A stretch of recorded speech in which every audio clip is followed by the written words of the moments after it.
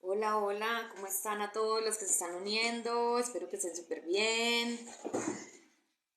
Permítame un segundito, termino de agregar acá algo y comenzamos.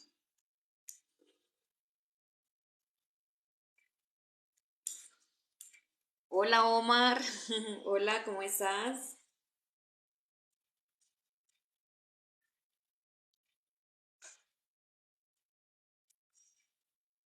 Hola para todos, hola, ¿cómo están? Buenas noches, espero que se encuentren muy bien. Yo muy feliz de estar nuevamente acá con ustedes. Anoche tuvimos un live súper interesante.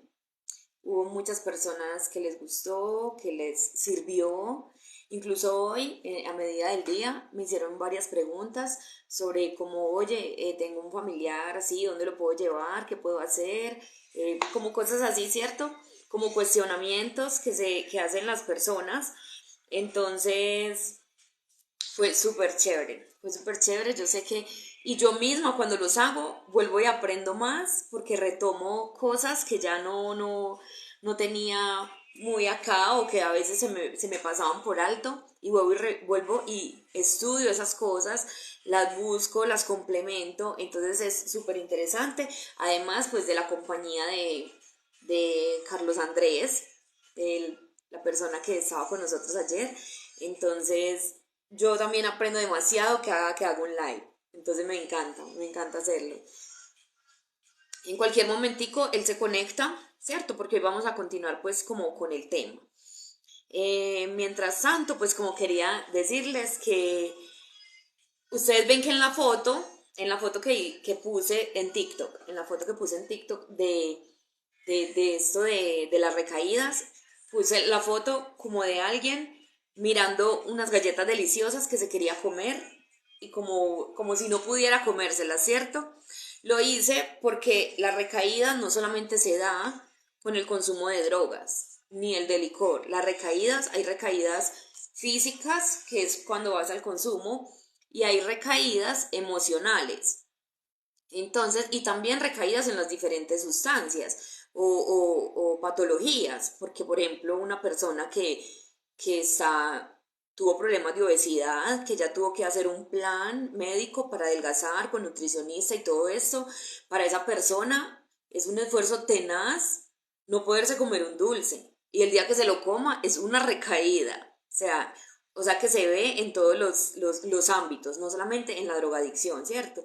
Eso es algo muy importante pues que les quería decir. Y lo puse también porque un, encontré algo en internet buscando pues como para comunicarles a ustedes diferentes cosas. Entonces encontré algo precisamente con un ejemplo de la comida. Entonces dice que generalmente la recuperación de peso, hablando sobre eso, sobre una persona que está dejando de comer y eso lo puedes llevar a otra adicción, ¿cierto? Entonces yo estoy haciendo un esfuerzo gigante porque yo lo que deseo y lo que mi cuerpo me pide es dulces y harinas, pero como estoy en un plan de tratamiento tengo que evitarlas a toda costa. Pero entonces la recuperación del peso comienza a perderse con una falla. Y una falla puede ser comer en exceso durante sola una cena. En una cena comer en exceso. Entonces la gente dice, ay, tuve un pequeño desliz, ¿cierto? Si una falla no se controla, si esa falla de comer no se controla, se convierte en una recaída. Se convierte en una recaída y vuelves a los patrones que tenías antes de comer compulsivamente y no ser capaz pues de parar de comer, ¿cierto? Eh, entonces, primero hay una situación de alto riesgo. Se la voy a hacer con este ejemplo de la comida y ustedes lo pueden mirar en un ejemplo, llevar al alcohol o a otro tipo de cosas, ¿cierto? Hay una situación de alto riesgo. Entonces, por ejemplo, Rosa y su marido se fueron a pasar un fin de semana en la playa, pero Rosa no planeó cómo iba a ser su rutina alimenticia en un paseo. Y uno en un paseo muchas veces se sale de control, no es que estoy paseando, tengo derecho a comer, cuando vuelva hago la dieta. Eso es lo que piensan muchas personas. Pero literal, eso es una recaída. Entonces, Rosa no planificó cómo iba a mantener su alimentación saludable ni sus hábitos de actividad física durante las vacaciones. O sea, se perdió los hábitos que venía construyendo por tanto tiempo. Y ocurrió una pequeña falla, que Rosa decidió que merecía parar unos días de preocuparse por lo que se comía. Y cuando volvió a su casa y se pesó, no podía creer que había subido de peso, ¿cierto? Entonces ya viene el remordimiento. No, y ahora para volver a bajar de peso, yo por qué hice eso, ¿da? Entonces lo que disfrutó en el paseo, luego lo va a llorar, como se dice. Entonces vienen los pensamientos negativos, se enoja con ella misma y piensa, no, qué pereza, yo ni siquiera puedo salir a pasear porque no puedo disfrutar, yo para qué salgo, no puedo disfrutar ni siquiera unos días, y empieza como ese remordimiento y esa culpabilidad con uno mismo.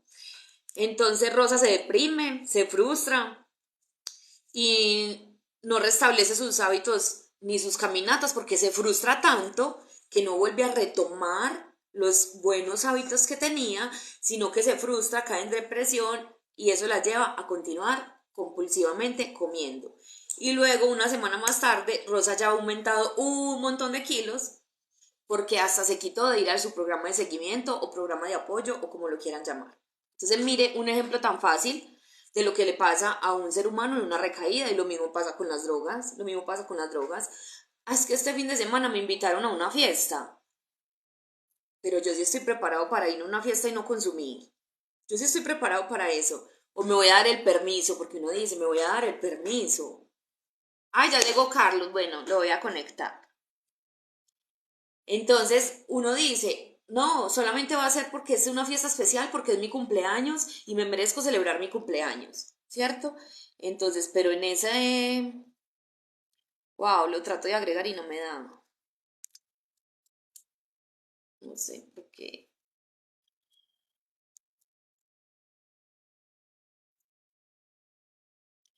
no sé por qué trato de agregar a Carlos y no me da,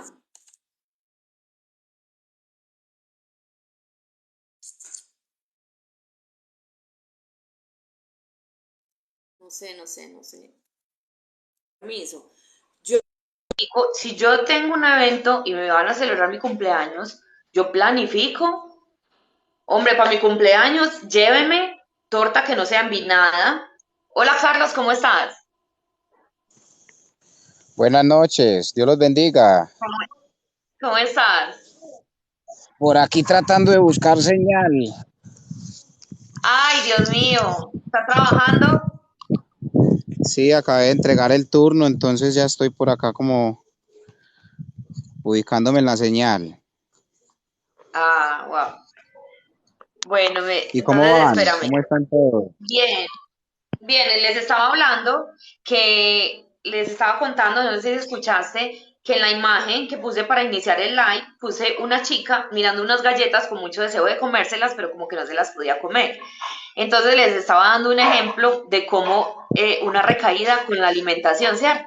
Entonces les di pues como todo el ejemplo y todo, y ya les estaba diciendo también que, por ejemplo, si yo voy a cumplir años y mi familia me va a celebrar mi cumpleaños, yo debo hacer un plan para ese cumpleaños y de anteponerme y decir, bueno, entonces a mí, hágame por favor una torta que no sea envinada, por ejemplo, eh, soda, michelada, cosas así, ¿cierto?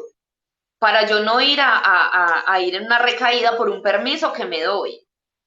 Porque hay muchas personas que dicen, no, solamente hoy ya, hoy porque es una fiesta especial, porque es una ocasión especial, porque es un día especial, hoy ya, ¿cierto? Entonces la idea es uno no darse como esos permisos, porque fácilmente pues puede terminar en una recaída fija. Mientras tú venías estábamos Ah, como hablando de eso. perfecto. Pues estaban hablando de algo importante, interesante.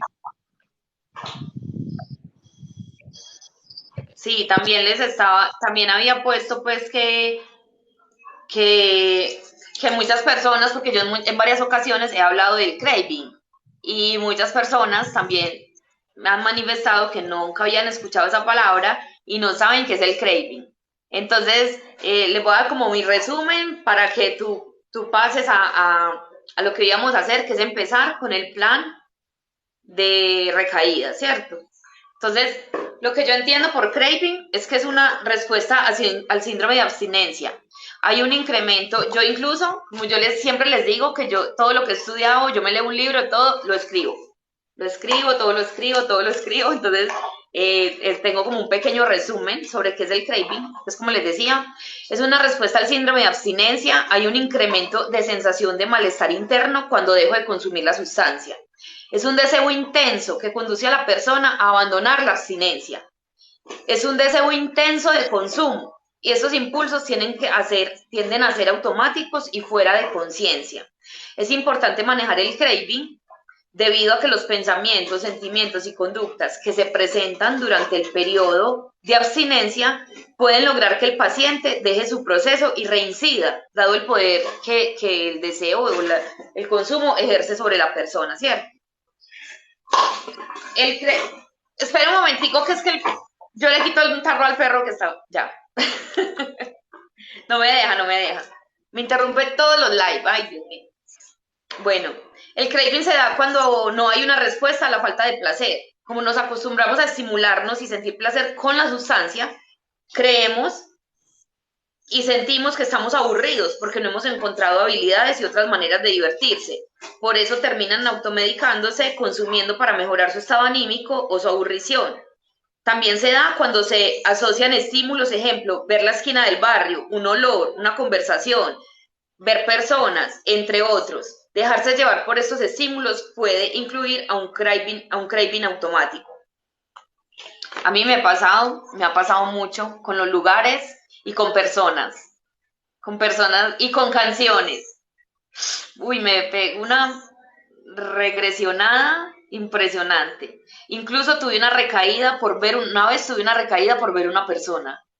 Y fue algo tan raro porque yo ya llevaba un montón de meses limpia y tocan la puerta. Cuando yo abro, es esa persona y yo la vi y de inmediato como que mis poros y todo empezó a sudar y yo me dijo hola y yo le dije hola, vamos para un hotel, así literal, porque como yo fumaba en los hoteles tanto, entonces él me dijo ¿qué?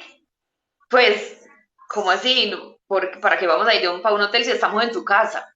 Y yo le dije no, ¿usted sabe para qué? O sea, pero fue algo tan automático y tan fuera de control que yo con solo verlo ya me metí en la película ya de estar fumando. Porque fue una persona que estuvo mucho a mi lado cuando yo fumaba, aunque él no fumaba, pero siempre estaba a mi lado. Entonces con eso tuve para una recaída de la que casi no me paro. Dime, Las Carlos. cosas. Bueno, entonces, a ver, como les decía anoche, ¿cierto? Que fue donde estábamos conversando pues acerca de lo del manual de prevención de recaídas, que en el proceso de recuperación y para todo adicto tiene que tener en cuenta muy claro, pero como te los dije, para poder hablar de este tema que es tan profundo hay que comenzar con unos pasos, ¿cierto? Sí. Para poder entender el manual de prevención de recaídas hay que entender primero la familia adictiva, ¿cierto? Hay que entrar en lo profundo de este tema para poder comprender claramente de dónde surge, ¿cierto? Ciertas conductas vulnerables y propensas a la recaída, ¿cierto?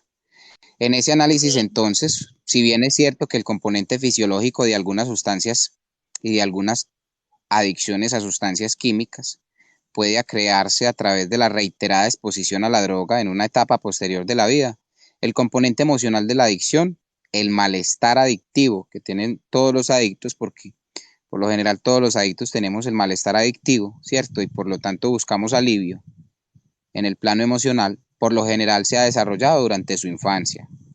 Nace directamente de las experiencias que tenemos en nuestras familias. ¿Qué tipo de familia es la que fomenta la adicción? ¿Cierto? A menudo hemos oído decir que las familias deshechas o las que fomentan el patrón adictivo son de padres separados o divorciados, ¿cierto? Representan la mayor amenaza para el bienestar de los hijos, ¿cierto? Porque se dice que en las familias donde no hay un núcleo afectivo es donde se desencadena mucho más la adicción, pero en realidad es el modo global en que los miembros de la familia se relacionan entre sí, el clima de la familia, ¿cierto? Intacta o no, donde hay algunos que dicen, no, pero es que mire que la familia es perfecta para mí, acá no le hace falta nada, yo todo lo he cubierto, sus necesidades, ¿cierto? Entonces miremos que también en estas familias es donde también se desencadena como ese patrón, ¿cierto? El que determina si Sí. una persona crece o no con una vulnerabilidad a la adicción es el ambiente familiar, el clima familiar. Es el que asegura que ese adicto va a desencadenar una adicción a sustancias químicas u otras actividades, porque no solo estamos hablando de la adicción a la droga, estamos hablando a ciertas adicciones que pasan muy desapercibidas a los ojos de los hombres y de las familias y de las personas. Una función vital de toda familia es servir de parachoques entre el individuo y la sociedad, es decir, proteger a los miembros de la familia de los peligros y presiones exteriores. Esa es la función de la familia. También la función de la familia es el campo de entrenamiento para que la persona adquiera la capacidad de afrontar los problemas de la vida y el lugar, ¿cierto?, al que uno puede acudir para restaurar su confianza en sí mismo. Se supone que esos son los tres papeles, ¿cierto?, los fundamentales de la familia, ¿cierto? Proteger a los Sí. miembros de la familia, brindar conocimientos acerca de la capacidad de afrontar la vida y ayudar a restaurar esa confianza en sí mismo dentro de ese núcleo familiar. Los chicos necesitan que la familia refuerce su autoestima, no que la deprima. Entonces, vemos que entonces el primer factor de riesgo para que haya una recaída es la misma familia, ¿cierto? Desde la misma depresión que ellos manejan en relación a la codependencia con el adicto. Si esa familia sigue manteniendo esos patrones deprimentes de depresión, de nostalgia, de pobrecito él, de qué voy a hacer con él, de es que no sabe cómo afrontar la vida, van a reforzar en cualquier momento esa recaída. Para muchas personas propensas a la adicción, lo trágico es que su hogar no fue un sitio en el que pudiera renovar la confianza en sí mismos, sino un lugar en el que su autoestima era atacada.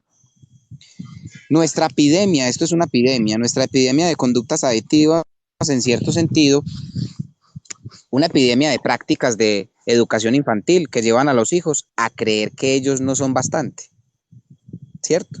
El hecho de que la adicción no Que se no pueden considere una solo. enfermedad familiar, porque claro que sí, mire pues, esto es el hecho de que la adicción se considere una enfermedad familiar pasada de una generación a otra, probablemente esté más relacionado con la transmisión de las mismas creencias adictivas más allá que con una predisposición genética, porque vemos que las adicciones se adquieren, algunos dicen, no, pero es que esto es genético. Sí, en algunos casos la genética eh, tiene mucho que ver, ¿cierto? El arraigo familiar, hay que mirar el historial acerca del desarrollo de la familia, porque mire que el adicto no se hace solo, ¿cierto?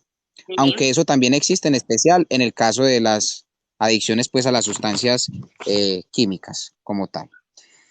La familia que genera adicción no siempre es evidentemente disfuncional. Por el contrario, la mayoría de las familias en las que se han creado personas adictivas parecen muy normales, ¿cierto? Aparentan ser muy normales. La disfunción se Sí. pone de manifiesto solo en el resultado, en la conducta dependiente e incontrolada del adulto niño que de allí emerge. Entonces estas familias lo que están y lo que quieren hacer es, como entonces lo misman, como entonces lo acaparan, como entonces, ay, entonces lo convierten en ese Sobre todo los adulto hijos niño. únicos, ¿no?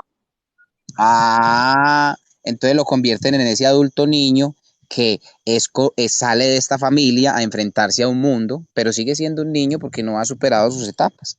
Parte de la dificultad para identificar los rasgos de la familia adictiva radica en que dicha conducta se ha vuelto tan común en nuestra sociedad que actualmente constituye la norma.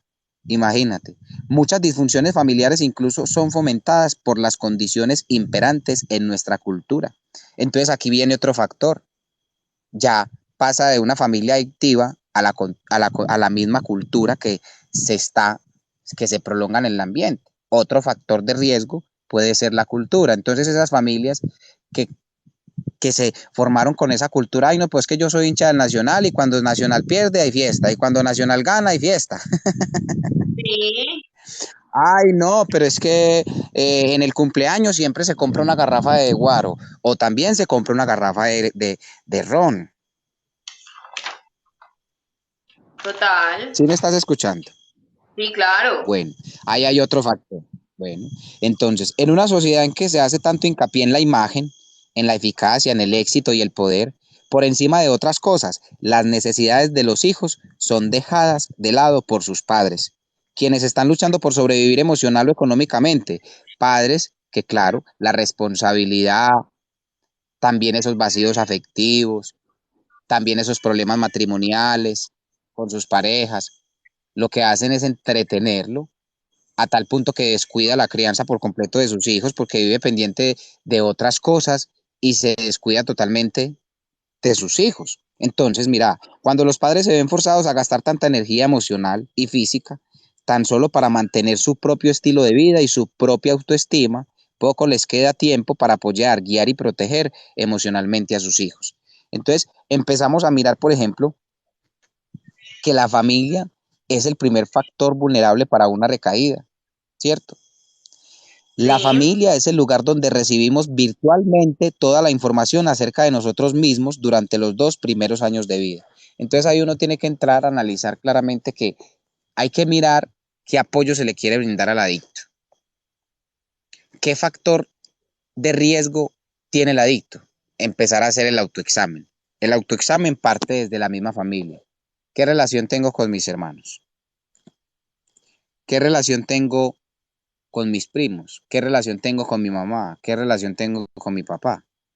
Porque se está hablando de una familia adictiva, entonces entra a jugar el Que a papel veces el papá que es es más adicto o la complicado. mamá que es adicta.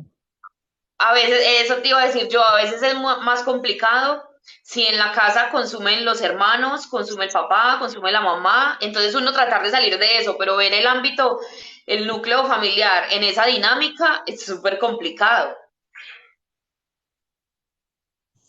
Es por esto que hay que entrar a analizar claramente los factores de riesgo, ¿cierto? Entonces, Sí, al hacer en el manual de prevención de recaídas, lo que hay que empezar a analizar son esos factores de riesgos a nivel de familia. sí, ¿Me escuchas? sí, claro, te estamos escuchando. Bueno, hay que entrar a analizar entrar a analizar esos factores de riesgo a nivel de familia, ¿cierto? ¿Cómo se compone mi núcleo familiar? ¿De qué manera se compone? ¿Con quién puedo contar? Yo como adicto, ¿con quién puedo contar y con quién no puedo contar? Entonces empieza a hacer. Lo que pasa es que mi familia realmente es un factor de riesgo. No puedo convivir con mi mamá porque mi mamá es alcohólica. No puedo convivir con mis hermanos porque mis hermanos son alcohólicos. Recién salido de proceso, este adicto no puede entrar a un ambiente de estos, ¿cierto? Tiene que tomar Te una cuento, decisión de te tomar un cuento, distanciamiento familiar y buscar un... te, te cuento por experiencia mía. Tú sabes que yo siempre te hablo de, o sea, siempre hablo sobre mi experiencia, ¿cierto? Yo hice eso. Yo tuve que hacer eso porque yo parrandeaba demasiado y mi familia se ve mucho la cultura, o sea, culturalmente dentro de la familia, de tomar por todo, de celebrar todo con bautismo, matrimonio, cumpleaños, grados, entierro, o sea, todo con guaro, ¿me entiendes? Entonces, yo tuve que alejarme de mi familia, porque quizás ellos, si yo asistía a este tipo de eventos, quizás ellos dentro de su ignorancia me podrían decir, pero tómate uno, pues con nosotros, ¿qué te va a pasar? ¿Cierto? Pero entonces yo sabía que no era correcto porque el trago me desencadena en la puerta para el consumo de otras sustancias, entonces yo tenía que parar eso. Entonces yo simplemente les dije y les he dicho, y aquí los que me están escuchando les he dicho, entiéndame, pero lo hago como un factor de protección para mí. Evitar esos espacios en donde se mueva el licor, porque quizás todavía soy una persona en cierto modo débil y en cualquier momento podría flaquear o meterme en el truco mental o el pajazo mental, como dice uno, pues sí, soy con mi mamá, ¿qué me va a pasar? Porque me tomé un trago.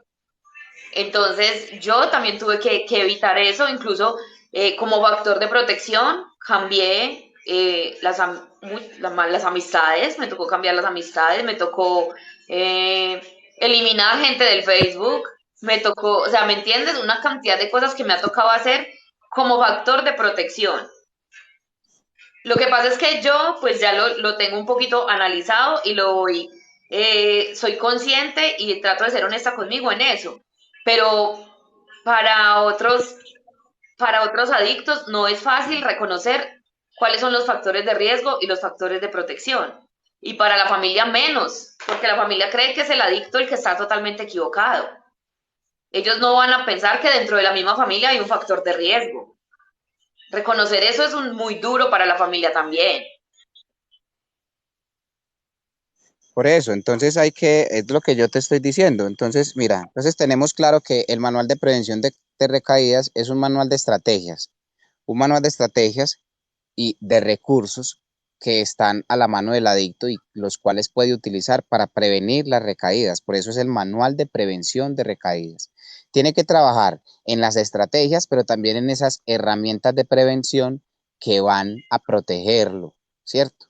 Del consumo de sustancias psicoactivas o de la actividad en recurrente que el adicto esté presentando en el momento. Entonces, tenemos claro que el manual de prevención de recaídas constituye unas estrategias. Dentro de esas estrategias, lo primero que hay que hacer es hacer un autoanálisis. ¿El autoanálisis en base a qué? A ese autoexamen que tiene que hacer el adicto frente a sus factores de riesgo. Bueno, resulta que mi factor de riesgo es este. Resulta que en la familia, ¿cierto? Hablando en el campo familiar, hermanos, primos, sobrinos, tías, abuelos,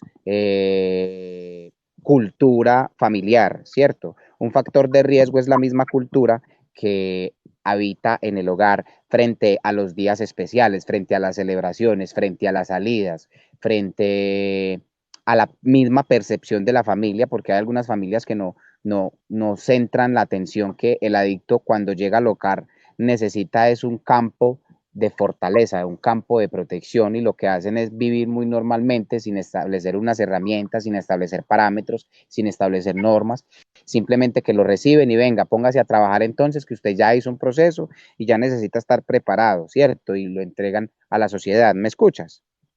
Sí, claro, te estamos escuchando. Cuando te deje de escuchar, te digo, Bueno, tranquilo. bueno. En este plano, entonces mira que la familia entra a jugar un papel importante como primer pilar dentro de esa construcción de prevención es la familia.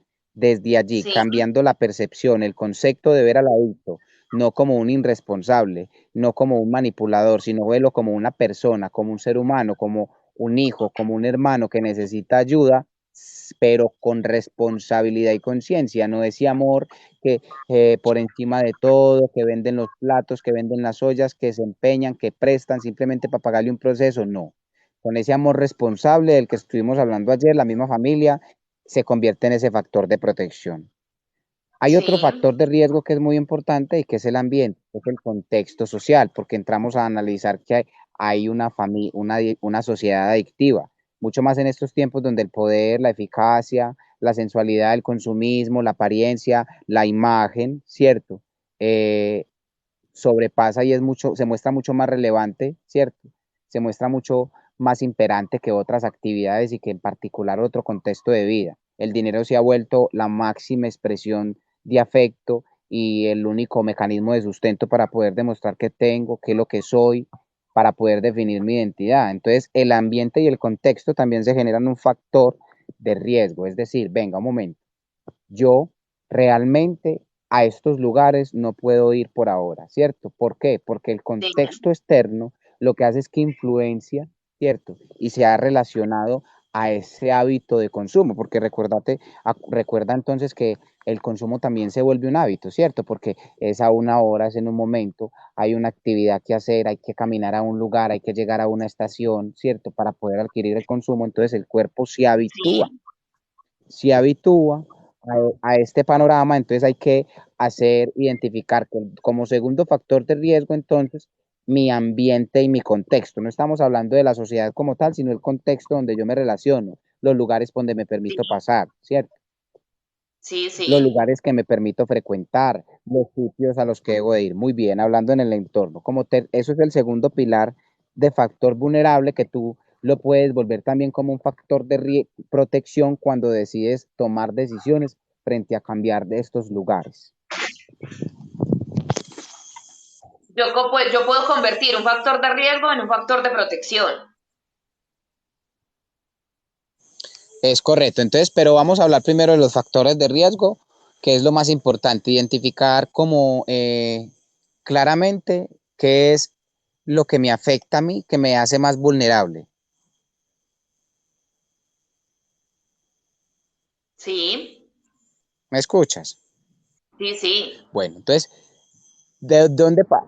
Dos pilares, tenemos la familia, tenemos la sociedad, ¿cierto? Tenemos la sí, familia, el contexto social, el ambiente como tal, ¿cierto? El mayor sí. factor de riesgo también, ¿cierto? Hay otro factor de riesgo que es muy importante también como identificar claramente y es que es más que factor de riesgo, a ver, una conversación se puede presentar para un factor de riesgo, Una un conversación, sí, trabajo claro, se puede presentar claro, para total. una conversación de 2 o 3 minuticos, usted en el centro de Medellín saludando a un amigo, conociendo a un amigo, se puede presentar para un factor de riesgo. Completamente, y Ciertos horarios en el trabajo. pasa mucho que me voy a saludar al parcero, a llevarle la liga, gente que se recupera y cree que es hacer una muy buena obra de caridad, ir a buscar al parcero y darle la liga. Y dándole la liga se queda fumando. Es correcto.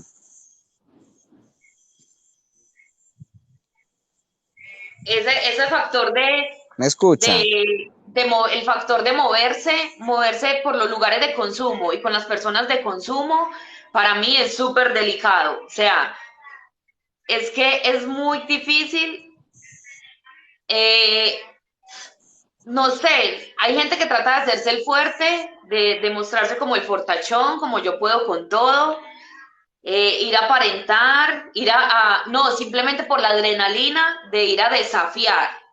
Es como una adrenalina que ir a desafiar todo lo que vivía y en ese desafío termina mal. Los factores de Es riesgo correcto. Entonces, que hay en el ambiente donde uno consumía es uno meterse a la boca del lobo prácticamente. es correcto. Entonces, que quede claro que, por ejemplo, hay que identificar en la familia quiénes son esos factores de riesgo, qué actividades se vuelven factor de riesgo, hablando de la misma cultura de la familia, ¿cierto? ¿Qué comportamientos de mi misma familia se vuelven un factor de riesgo, ¿cierto? Desde el mismo Sí, contexto del ambiente, que en particular qué amigos insanos tengo, porque el adicto siempre va a tener esos amigos que para las que sea, mami, ¿qué vas a hacer hoy? Papi, ¿qué vas a hacer hoy? Hoy es sábado, ¿para dónde vamos? Ya me pagaron, tengo una platica, tomémonos una gaseosa, pero entonces si ese autoexamen que hace es adicto y sabe que en la familia hay estas personas que no son positivas, tiene que agudizar su olfato de mantenerse vigilante frente a esto y asumir una postura autónoma de decir no a ciertas ofertas y ciertos permisos que se solicitan, ¿cierto? es Entonces, tan delicado también hay que esto mirar qué que clase de amigos, qué clase de relaciones. sí, es tan delicado esto que mira que en centros de rehabilitación le prohíben a la misma familia que vaya a visitar a los usuarios porque la familia es un factor de riesgo. O sea, queda en duda que hasta la misma familia le lleve el consumo. Es correcto. El otro factor de riesgo como tercer pilar es el ambiente laboral. Sí, El adicto laboral. tiene que hacer ese autoexamen y al darse cuenta que, por ejemplo, claro que sí, cierto, porque el adicto tiene que reconocer que en ciertos lugares de trabajo hay consumo, que en ciertos lugares de trabajo se consume compulsivamente, ¿cierto? Entonces, Por él ejemplo, tiene que mirar qué habilidades tiene él y cuál es la... los trabajos de construcción, donde fijo cuando les pagan, o sea, se ve primero que todo, digamos, no todos, estoy hablando, por ejemplo, en la construcción, porque me han contado muchas experiencias de esto. Creo que los albañiles o estas personas son, tengo que fumar para aguantar, tengo que meter perico para aguantar el trajín de subir y bajar adobes, más cuando le pagan es fijo la salida, tomarse toda la cerveza y gastarse el guaro y todo en la esquina.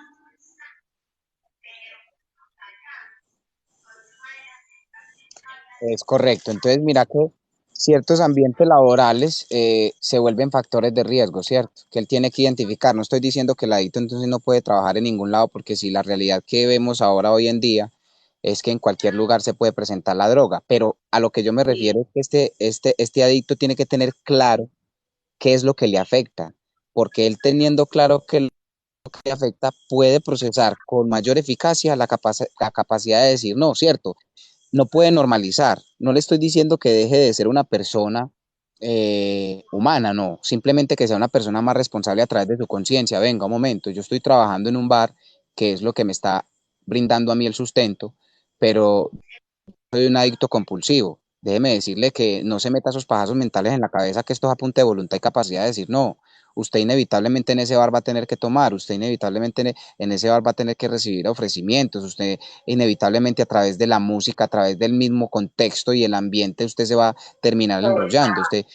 El adicto que considera, por eso, el adicto que considera a partir de su autoconocimiento que es un adicto compulsivo, que tiene problemas con la droga, tiene que empezar a ejercer cambios drásticos y globales en su vida, a tomar decisiones en cuanto a su área laboral, ¿cierto? A tomar decisiones en cuanto a su campo familiar y a tomar decisiones en cuanto a su área social. Son tres círculos de confort que él tiene que hacer cambio, porque en realidad hay personas familiares que no son benéficas, hay amigos que no funcionan y hay campos de trabajo en los que no se va a ver una fortaleza por ahora. Emprenda el viaje a estos espacios cuando sea una persona que tenga una conciencia fortalecida, que tenga los principios bien establecidos y que sepa que es adicta y que mantenga vigilante. Y esa conciencia se adquiere a través de la limpieza. Es decir, es por lo general sabe que un adicto bajo el estado de consumo, con un consumo compulsivo, no va a tener capacidad de razonar porque en ese momento está su síndrome de abstinencia. Pero este adicto que sale de un proceso de 12, 13 meses, donde hay una limpieza, hay una conciencia más fortalecida, debe velar por mantenerla, ¿cierto? Y de tener claro cuáles son esos factores de riesgo que lo llevan a, ojo, que el cuarto pilar como factor de riesgo es mi parte sexual, sí, total. ¿cierto? Entramos entonces en mi parte sexual, ¿ves? Entonces resulta y sucede que yo soy un adicto compulsivo, salí de proceso, pero a mí no me gusta tener pareja. Simplemente me gusta tener sexo con la que me guste o con el que me guste, ¿ves? Entonces desde ahí entra esos permisos de los que tú estabas hablando ahora, ¿cierto? ¿Cómo sexualmente y afectivamente me estoy relacionando? ¿Qué clase de mujer o de hombre llegó a mi vida? ¿Es un factor de riesgo o un factor de protección? E inevitablemente si el adicto identifica que es un factor de riesgo porque le gusta la rumba, porque le canta la fiesta, porque no quiere estudiar, simplemente quiere tener sexo día tras noche, ¿cierto? No se preocupa por otras cosas que aparte es una persona factor de riesgo que te va a llevar indefinitivamente a lo mismo. Entonces, primero aprende a lidiar con tu soledad y a entenderte a ti mismo o a ti misma y después buscas como ese compañero fiel y esa persona que quiera acompañarte, ¿cierto? Porque sexualmente estamos construyendo una relación y afectivamente estamos incubando una familia. Entonces mira que el adicto sale con esas ansias de construir familia y entonces empieza a conocer una gran cantidad de personas y resulta que conoce una persona que le llega a sus sentimientos, que le despierta esto de empatía, le despierta esto de gran aprecio y entonces más sin embargo menoscaba y pasa por encima el término de que es un factor de riesgo y le permite que ingrese a su vida, porque se dice, no, pero es que yo ya tengo claro que es lo que quiero y yo puedo lidiar con esto, yo antes puedo ayudarle a él a que recupere su vida, ¿ves? Sí, ¿Hacia claro. dónde llegan los factores de riesgo? Entonces, en la parte afectiva también hay que aprender a tomar decisiones. Ese adicto que sabe que es compulsivo, que sabe que es vulnerable a la adicción, al mantener vigilante lo que instala es esas herramientas dentro de ese manual de prevención de recaídas, de protección. Un momentico. Yo ya no soy un niño, yo ya no soy un culicagado, yo ya no es que me enamoro con los ojos, no. Yo soy una persona que tiene una enfermedad mental, ¿cierto? Que tiene un deterioro crónico en el cerebro y que necesito restablecer primero mi capacidad mental, ¿cierto?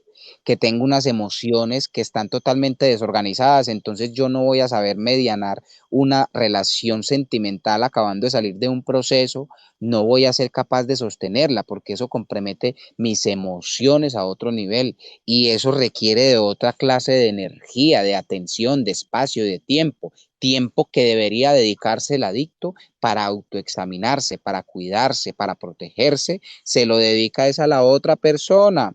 Se descuida el adicto, abre las puertas al ladrón. El ladrón no pide permiso, entra a la casa y se le roba la vida nuevamente. Y este adicto, al ver que ya se le han robado la vida, inevitablemente recae en el consumo. Y también, Carlos, porque hay muchas personas que crean una conexión, digamos, si vivieron en un mundo muy sexualizado, pero en medio del consumo, crean esa conexión consumo-sexo, ¿cierto? Entonces creen que para poder ser, disfrutar plenamente una relación sexual, tienen que estar drogados, creen Por que lo porque se mismo, metieron en porque ese mira, cuento debido a las es experiencias, por ejemplo, mujeres que yo para disfrutar y tener alcanzar un orgasmo tengo que fumar marihuana o perico para ser multiorgásmica, o sea, es que hay cantidad de cosas que pasan ahí. Una por eso, conexión por entre eso, por el eso, sexo y la adicción es fatal, porque entonces yo, si yo ya tengo ese chip así, yo literalmente voy a tener una recaída fija si voy a tener una relación y lo primero que voy a pensar es que necesito nuevamente la sustancia. obvio, pero Mira, Carlos, por eso Alejita, por ¿qué me acá hay ibas a una decir? chica, sí, hay una chica que ayer estuvo compartiendo mucho con nosotros. No sé si recuerdas, Natalia Martínez, ayer nos compartió que ella consumía en la casa con sus niños de 4 y 6 años, me parece, que no era capaz, que no había podido encontrar ayuda, todo esto, listo. Ella hoy está nuevamente con nosotros, ella está como muy interesada, lo que pasa es que entonces ella pregunta, permíteme, ella dice que entonces ella vive con su factor de riesgo. Según lo que ella escribe, yo entiendo que la pareja también consume, entonces es súper complicado. Dice, yo soy compulsiva, y dice, ¿cómo hacer, cómo hacer la abstinencia cuando es en pareja? Porque hay veces que él quiere y yo no, o a viceversa. A mí Bueno, también me Aleja, pasó. mira, lo que pasa es que Aleja, ahí hay que hacer un hincapié muy importante y es que mira que ya es un tema bien delicado porque mira, ve, lo primero es que ella tiene que analizar claramente si esa relación que tiene con esa persona es positiva, ¿cierto? Si hay una relación sana, enfocada en un futuro, en conseguir un próspero hogar, enfocada en el trabajo, enfocada en el estudio, en responsabilidades, si es el papá de sus niños, ¿cierto? Y tiene como cierta conciencia frente a la vida, porque si en definitiva ella lo que tiene y el hombre que está enamorado es de esos borrachos que mantiene consumiendo, que no asume su responsabilidad, que descuida a sus hijos, pues ella para que empiece a hacer cambios en su vida, la primera decisión que tiene que tomar es separarse, irse a vivir con sus hijos solas, ¿cierto? Empezando Sí, por ahí, por eso, que es una decisión bien difícil, ¿cierto? Una decisión bien difícil porque eso comprometería a que la realidad nos ofrece que hay que cubrir unas necesidades básicas de hogar, hay que mantener a unos hijos, hay que brindarles educación, ¿cierto? Y si de cierta y manera fuera el de eso, padre representa, por eso, así esté y separada, si, ella y también es adicta. es correcto, y si de cierta manera el padre representa económicamente el sostenimiento del hogar, imagínate entonces tú, ¿cierto? Eh, que, que cómo se puede Hay una presentar esta dependencia situación, ¿cierto? económica difícil Entonces, de cortar. eso, entonces hay que entrar a analizar claramente cuáles son esas decisiones que ella tiene que empezar a tomar, porque el problema no es la sustancia. El problema que ella tiene es la relación con su pareja, que la afecta, y el sentimiento de culpa frente a sus hijos por lo que ella está haciendo, lo que en definitiva la va a seguir perpetuando en esto. Ella tiene que hacer un proceso de sanación, tiene que hacer un proceso de perdón, tiene que empezar a hacer cambios drásticos en su hogar, porque si ella no hace esos cambios y toma esas decisiones que van a a dar duro porque van a generar crisis, van a generar dolor, pero si ella no se enfrenta a este dolor y a este sentimiento, no va a pasar la primera prueba, no va a pasar la prueba de ponerse ella misma a prueba frente a lo que quiere para sus hijos y para ella, ¿cierto? Eso es partiendo desde el análisis delante de lo que puede.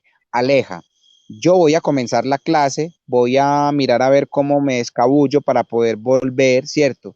Pero haz una síntesis clara de lo que hemos estado hablando porque tengo clase a las 8 que ya va a comenzar. Dale, tranquilo. Igual ya nos veríamos la próxima semana. Yo te aviso porque ya mañana entro a trabajar, 4 días internas, entonces volvería el lunes. Entonces yo te aviso para que sigamos con el tema, ¿sí? Bueno, si quieres le dices a la chica que me escriba, ¿cierto? Que me escriba al Facebook y, y, y, y se le puede prestar el servicio y se le puede prestar la ayuda. No tengo ningún problema, estoy a la orden. Dile que me escriba y empezamos a trabajar con esta chica a ver de qué manera podemos ayudarle. Claro que sí. Te agradezco mucho. Un abrazo. Gracias. ¿Sí? Con mucho gusto. Dios te bendiga. Chao para todos. Igualmente.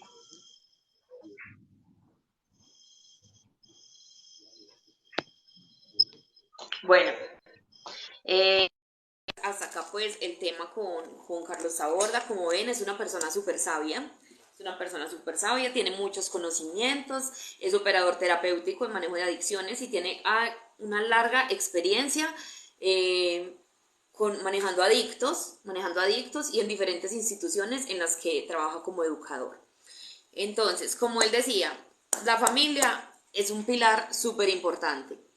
Tampoco quiere decir que la culpa sea de la familia, no, no es una cosa ni la otra, pero la familia es un pilar súper importante. Hay algo que se llama la codependencia, ya se los había mencionado, y se vuelve la familia codependiente del adicto. Es depender de otro.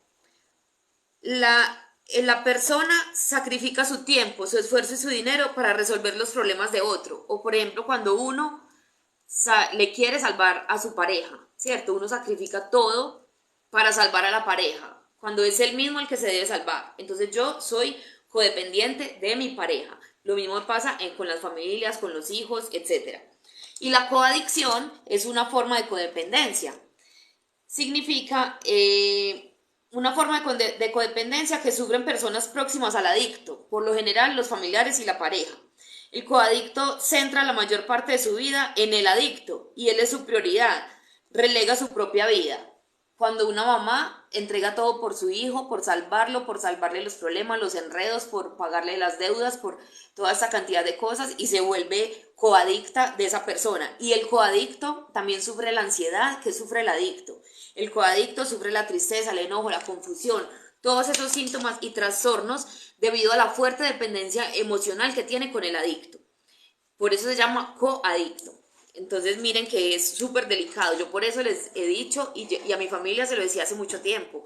Estudien. Y acá otras familias que hay, les digo, estudien. Si tienen en su familia un adicto, lean, instrúyase, conozcan, porque si no, nunca van a entender y van a siempre vivir en esa pelea de que usted es el malo, usted es el malo, usted es el malo, usted es el malo. La familia también es fundamental en la recuperación del adicto. Y como lo decía Carlos, la familia también es un factor de riesgo en cierta forma. Entonces está bien ayudar, ¿cierto? Ayudar, pero tampoco dar todo por esa persona. La codependencia puede ocurrir en cualquier persona que está en contacto con la adicción de otra persona, ya sea familia, un amigo, compañero, pareja o alguien que sufra de la adicción. Entonces, bueno, cuando estaban hablando de lo sexual, del último pilar que es el sexual, eso es una conexión muy brava. Y yo les digo por experiencia que yo, por ejemplo, no sé, tú, Natalia, es súper duro, lo que tú preguntas es súper duro porque yo lo viví. Uno tener una pareja también adicta es vivir en un mundo de caos, es vivir en una guerra total. O sea, literal, yo tenía mi pareja, una pareja, los dos consumíamos bazooka y era una guerra al que más fumara, al que más le rindiera.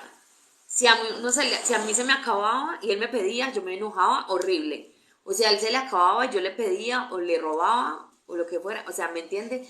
Era una guerra horrible, era un ambiente pesadísimo, era una cosa a lo último, o por ejemplo, para la relación sexual, si yo quería, él estaba drogado, entonces no le daba, o si él quería tener sexo, yo quería primero fumar más, entonces no le prestaba atención, no me importaba. Cuando él quería, yo no, cuando yo no quería, él sí, cuando queríamos los dos fumábamos y ya no nos daba, o ni nos dábamos cuenta cómo, o sea, era una cosa horrible, un desorden sexual impresionante, como por debajear al otro, como no sé cómo explicarlo, pero es súper, súper incómodo. A lo último, yo ya lo veía no como mi pareja, sino como un enemigo. Y empecé a, a liberarme, a despreciarlo, a hacer una cantidad de cosas y empecé a buscar yo misma dónde comprarlo, cómo arreglarlo todo, que lo aprendí de él, todo esto. Y a lo último me desenamoré de él y me enamoré de la sustancia. O sea, completamente. Y chao, para la PM, mi amor. Porque ya él no me inspiraba en nada, porque yo estaba enseguecida solo por la sustancia. Entonces miren que esto es muy duro en las parejas, el consumo en las parejas es muy duro. La, Tener ese cargo de conciencia, gastarse uno el dinero y cuando reaccionaba, wow, no pagamos tal deuda, no hicimos tal cosa, no mercamos, no, o sea, acá hay alguien que me escribe, mi relación es casi igual que la de usted. Entonces, ¿en qué sentido? ¿En qué sentido? Escríbeme en qué sentido. Entonces es súper duro esas conexiones que hay o la parte sexual, la conexión de la sustancia con el sexo, es no, o sea, eso hace que tú no puedas salir del consumo.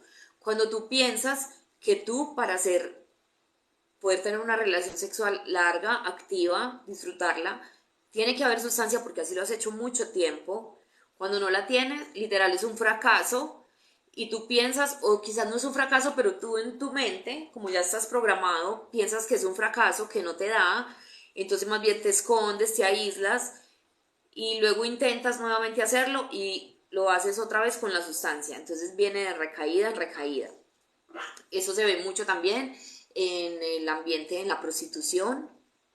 Casi todos los que ejercen este tipo de cosas están bajo efectos. Entonces, si tú eres una persona sana y vas a tener, o si tú estás dejando el consumo, pero te gusta ir a buscar, por ejemplo, las prostitutas y tú sabes que ellas consumen o que en ese ambiente se consume, literal vas para una recaída fija. O sea, uno tiene que mirar, para los que no entienden, los factores de protección son son factores externos que hacen que tú prevengas. Son factores externos. No, los factores de riesgo primero. Los factores de riesgo son factores externos que te pueden llevar a una nueva adicción, a una nueva recaída, ¿cierto? Entre esos están lugares de consumo, personas de consumo, amistades de consumo, familiares de consumo, música con la que consumías, porque la neurolingüística funciona, eh, trabajos donde antes consumías y volver a ese trabajo también es un factor de riesgo. Familia codependiente o coadicta sigue siendo un factor de riesgo. O sea, hay muchos factores de riesgo. Los factores de protección ya vienen a ser factores que te ayudan o te aportan o te previenen que tengas una recaída.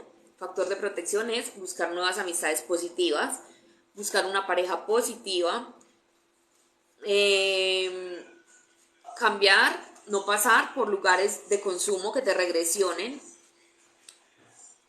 cambiar de empleo es un factor de protección, eliminar personas de tus redes sociales que te recuerdan el consumo, con la que tienes fotos y videos y cosas de fiestas y de consumo, cambiar eso también es un factor de protección, cambiar de número de celular es un factor de protección. O sea, hay muchos.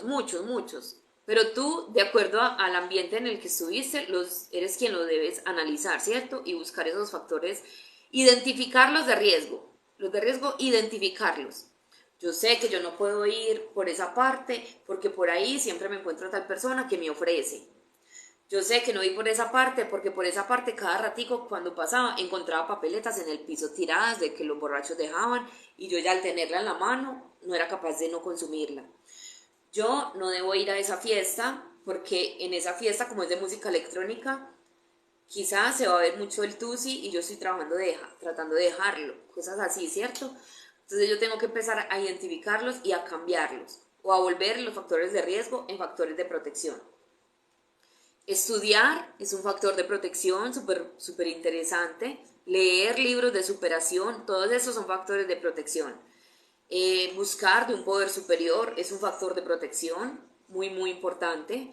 Hay muchos factores, así como hay muchos factores de riesgo, hay muchos factores de protección. Blacky quieto, ya empezó. Como hay muchos factores de riesgo, hay muchos factores de protección.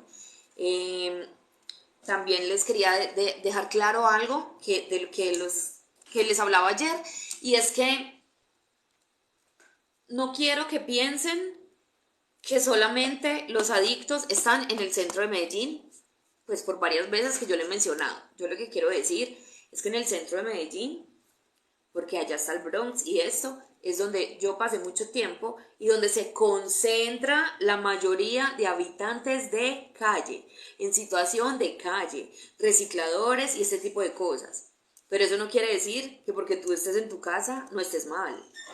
Tú puedes estar en tu casa mal, porque yo lo llegué a estar. Yo llegué a estar en una casa mal. O sea, mal, loca de la cabeza, pensando locuras, haciendo locuras y consumiendo al 100 como si estuviera en la calle.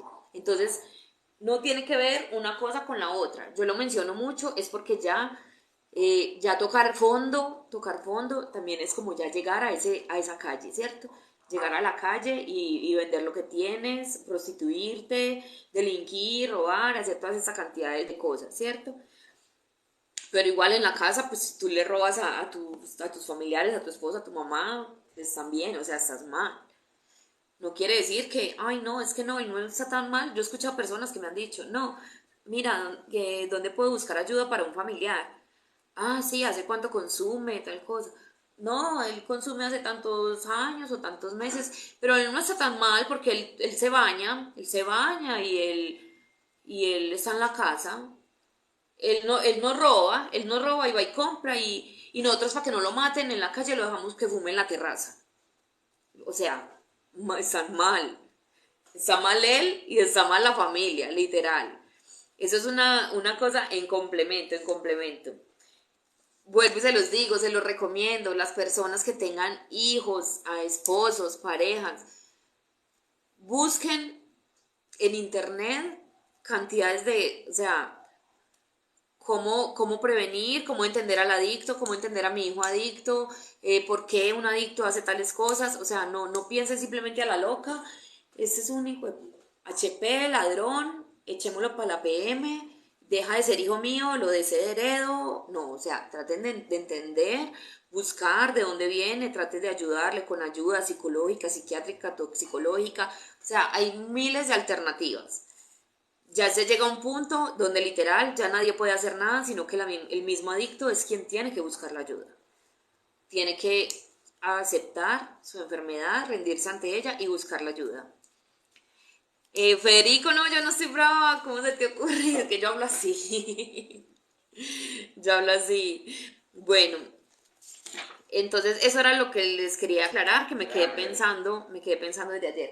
Y lo otro también que quería decir es que hoy tuve una conversación con mi mamá y me dijo, ay, es que tú dices que yo no te he apoyado y que yo tal cosa y yo sí, yo te mandaba plata, yo esto, lo otro, mamá, te amo, gracias, pero pues yo estaba tan mal que ni me daba cuenta. Que cuando yo estuve en el hospital, antes de entrar a Centro Día 2 a los patios, que yo estuve hospitalizada 15 días por un intento de suicidio, lo que yo sabía era que ella había dicho que no quería nada conmigo, que no quería nada conmigo, que estaba muy enojada, obviamente estaba muy disgustada, porque yo sí recuerdo como que yo la llegué a llamar. Lo que pasa es que en ese hospital yo me pasé muy dopada porque tuve un intento de suicidio súper fuerte y yo reaccioné como a los 2 días. y estaba hinchada, cortada por todas partes, de todo, y, y yo sé que fue una amiga y me vistió y me llevó cosas de aseo y eso. Bueno, ya luego ya me di cuenta que mi mamá le mandaba dinero a ella para que ella me ayudara a mí. Entonces, mamá, te amo, gracias. Discúlpame, pero ya luego de allá pasé al patio y el patio fue súper duro porque el síndrome de ansiedad me mataba y tampoco, o sea, no, es que yo me demoré muchos meses para venir como a reaccionar, a empezar a centrarme nuevamente, a ser coherente, me demoré muchos meses. Entonces, no, mamá, yo sé que mi familia me ayudó en muchos sentidos. Me llevaron mi mamá me bregó con médicos homeópatas, con hierbas, con acupuntura, me llevaron donde curas, me hicieron exorcismos, me, con la religión, malas oraciones de ella, con psiquiatra, con psicólogo. Ella me pagó un psiquiatra particular y las medicinas que me mandaron eran carísimas, carísimas, carísimas. Era Valcote, pero el Valcote, digamos que cuando lo da la EPS es como ácido valproico y eso es económico. Pero cuando es así particular, el tarrito de Valcote valía como 90.000 pesos cada tarrito. Y bueno, ahí a lo último yo a veces me la tomaba, pero igual seguía fumando, no me la tomaba, eso quedó por ahí. Ella siempre me decía, no, nunca te tomaste las pastillas y bien caras que me valieron. Pero bueno, mamá, es que entiéndeme que estaba muy mal, de verdad estaba muy mal. Pero te agradezco a ti y a toda mi familia todas las veces que oraron por mí, eso quizás también ayudó mucho, yo sé que ayudó mucho, los intentos que hicieron de sacarme. Recuerdo que un día, yo cuando estaba metida en el hotel donde estaba, fueron que de la alcaldía, que a sacarme de allá, que porque habían mandado yo no sé quién, y yo le decía, no, no me voy, y yo en la puerta, y ahí como dos carros de la alcaldía, que para una psicóloga era como que me iban a llevar a sedarme, me imagino, a internarme sedada, no sé. Y yo me enojé y dije de todo en esas escalas, yo me acuerdo, y no me dejo llevar, y no me dejo llevar, y nadie me puede obligar. Entonces, Natalia, me preguntas, consumí cocaína 6 años y bazuco 6 años.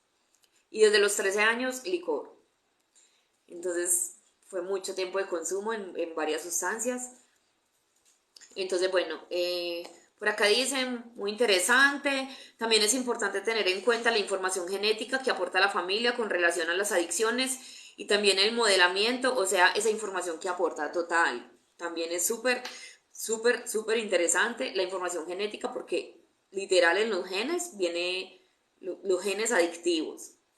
En la mayor parte, sí, obvio. Eso también hay que analizarlo. Por eso yo les decía que yo soy adoptada y estoy buscando mi historial familiar para ver si en mi familia había adicción o por qué motivo mi mamá quizás me dio en adopción, iba a decir me regaló, pero eso suena muy feo, me dio en adopción porque quizás también consumía, yo qué voy a saber, ¿cierto? Entonces eso es súper importante tenerlo claro. Eh, bueno, no, yo creo que por hoy pues ya fue suficiente. Esperemos, como les dije, empiezo a trabajar y de mi trabajo no me da. En mi trabajo no me da para hacer esto. No, no me da, aunque haya internet no me da. Entonces ya me tocaría esperar, vuelvo a salir el lunes, vuelvo a salir el lunes en la tarde, es decir, que quizás el martes o el mismo lunes en la noche haría pues otro live, invitaría nuevamente a Carlos para continuar con el tema. Quiero acabar como lo que les había dicho ahorita sobre el craving y dice que hay una hormona que es la dopamina, que es el neurotransmisor del placer y los seres humanos producimos placer por 4 cosas: por comer, por tener sexo, por dormir y por hacer ejercicio. Me imagino que habrán otras más, pero esas son las principales, ¿cierto? También me parece muy importante, esto fue un trabajo que yo recuerdo que yo hice cuando estudié el diplomado, que es cómo detectar el craving, ¿cierto? Entonces hay que hacer autorregistros y preguntarnos cómo es mi craving, qué tanto me afecta, cuánto tiempo me dura y qué hago para manejar el craving. Entonces le voy a decir lo que yo respondí porque yo misma me hice estas preguntas, ¿cierto? Y yo misma pues las respondí. Entonces dice, ¿cómo es mi craving? Mi craving es muy duro, presento calambres en manos y piernas, náuseas, sudoración, hablo súper rápido, camino de un lado a otro con desesperación, lloro, doy vueltas en un mismo sitio. Me aislaba totalmente de todo el mundo y dejo de hacer lo que antes me gustaba y siento mucho calor. Ese es mi craving.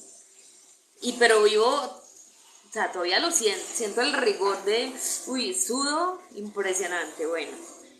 ¿Qué tanto me afecta mi craving? Me afecta mucho, ya que trato de no consumir y el cuadro de abstinencia es tan duro que termino consumiendo para calmar estos síntomas. Además, se bajan mis defensas, mis fuerzas y mi autoestima. Y luego de consumir, siento culpa y remordimiento y me afecta a mí como persona, como mujer, como mamá, afecta mi relación familiar y mi estabilidad laboral completamente. O sea, es que esto afecta a todos los ámbitos de tu vida. La otra pregunta que me hice, esto fue pues cuando estudié este taller, ¿cierto? La otra pregunta que me hice es, ¿cuánto tiempo dura mi craving? Me dura pocas horas o minutos hasta que consumo de nuevo. Lo máximo un día, pero me dopaba para pasar dormida y no sentir los síntomas. ¿Qué hago? Trato de hacer para manejar mi craving cuando se manifiesta. Muchas veces he querido dejarlo. Hacía cosas para entretenerme, como ver películas, ir de paseo, salir a la calle, pero a veces me arreglaba y de la puerta me devolvía.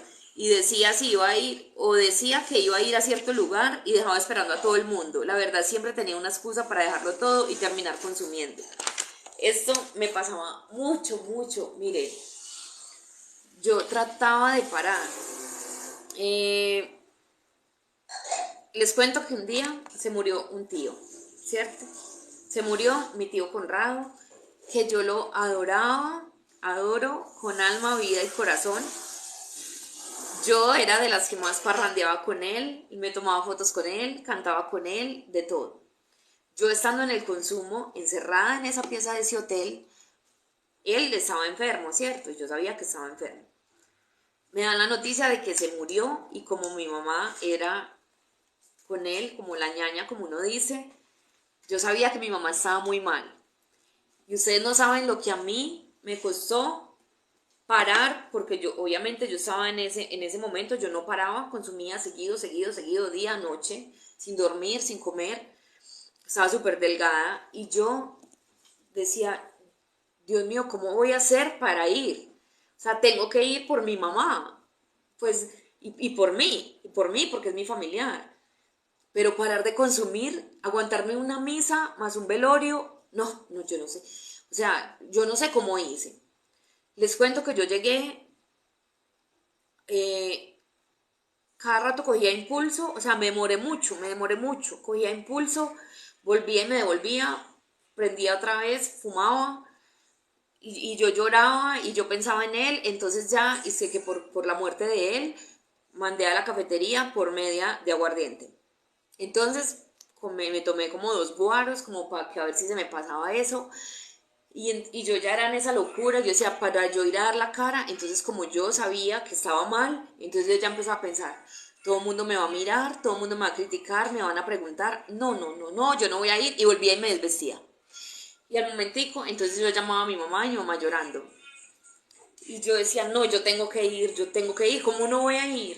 Y me llamaban ciertas personas y me decían, ¿cómo no vas a ir? Tu mamá te necesita. Yo decía, puta, ¿yo cómo hago? Y hágale, y parar eso, o sea, y peor, parar y salir a dar la cara es peor todavía, porque el efecto que hace es de paranoia, el efecto que hace es de paranoia, de susto, de que te minan, te critican, te van a llevar, te va a coger la policía, o sea, una cantidad de cosas. Entonces, uno quedar como con ese efecto y esa sensación y tener que ir a saludar a un montón de gente, yo decía, no, no puede ser. El caso es que yo no sé, al rato saqué fuerzas y no fui capaz ni de bañarme ahí, ni de arreglarme, porque no me dejaba, porque yo me bañaba fumando, fumaba, prendía, me bañaba, prendía, ¿me entienden? Entonces no era capaz de parar y yo cogí una maletica y me fui para la casa de mi mamá y ella no estaba, me bañé y yo con la media de guaro al lado. Me fui para el velorio, cuando yo entré, yo sentí que me iba a comer el mundo. O sea, primero el síndrome de ansiedad que tenía encima. Vengo y encuentro a mis hijos y los voy a saludar y los dos me voltean la cara y se corren. O sea, ahí me sentí como una mierda. Y miro y empieza, o yo sentía que todo el mundo me miraba y yo era así, yo decía, no puede ser. Y llego, voy a la caja, lo veo, saludo a mi mamá, abrazo a mi mamá y salgo. O sea, y la excusa fue, mis hijos no me voltearon a ver, ¿cierto? Y salgo y me voy otra vez. Salgo y me pierdo y me voy a fumar. Me voy a fumar. Vuelvo y salgo y voy a la misa. Y en mitad de misa casi me desmayo y me tuve que salir. O sea, en serio que los que no entienden eso, parar es muy difícil. Y no es porque uno busca todos los motivos del mundo para hacerlo. Es que me necesitan, es que me quieren, es que quiero, es que eso, que lo otro, pero la ansiedad no deja, eso no deja. Cuando eso se apodera de uno, es muy difícil uno pensar coherentemente de que lo que debo hacer y lo que no debo hacer. Entonces, eso era pues como lo que quería decirles. También que el mismo craving tiene unas estrategias para manejarlo, ¿cierto? Una es detener el pensamiento. Es decir, tengo un pensamiento de consumo y lo debo bloquear de inmediato antes de que pase a un craving, que ya es el deseo. O sea, lo tengo que bloquear, tengo que pensar en otra cosa, interrumpir los pensamientos asociados al consumo, se deben excluir antes de su formulación cualquier pensamiento indeseable o improductivo. Las emociones negativas quedan cortadas antes de que puedan surgir. Sustituir el pensamiento negativo por un pensamiento positivo. Y técnicas de distracción tienen como objetivo distraer a la persona ante pensamientos y sentimientos relacionados con el craving. Debe centrar su atención en elementos que sean de su agrado. O sea, pensar en algo que me guste, una comida, más bien voy a cocinar algo rico. Si estoy pensando en eso, voy a cocinar algo rico, como cosas así. Distraer el pensamiento de consumo con algo más que a mí me guste, ¿cierto? Entonces, bueno, esto era como todo por hoy.